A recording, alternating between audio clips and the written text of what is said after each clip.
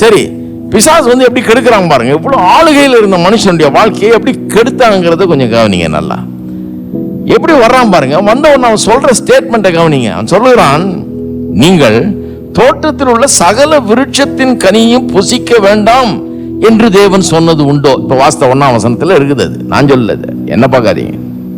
இங்க பாருங்க, நீங்கள் தோட்டத்தில் உள்ள சகல விருட்சத்தின் கனியும் புசிக்க வேண்டாம் என்று தேவன் எப்படி திரிக்கிறாங்க பாருங்க. கர்த்தர் என்ன சொன்னாரு? அவ்வளவு மரஞ்செடி கொடிகள் பல வகைகள்லாம் உண்டாக்கி வச்சுட்டு எல்லாத்தையும் புசிக்கலாம், இந்த ஒண்ணை மட்டும் புசிக்காத என்ன.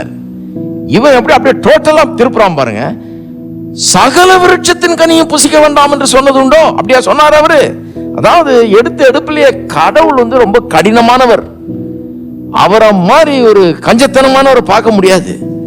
இவ்வளவு பண்ணி வச்சிருக்காரு, நீ சாப்பிட்டா என்னவா, உன்னை எதுவுமே சாப்பிடக்கூடாதுன்னுட்டாரா?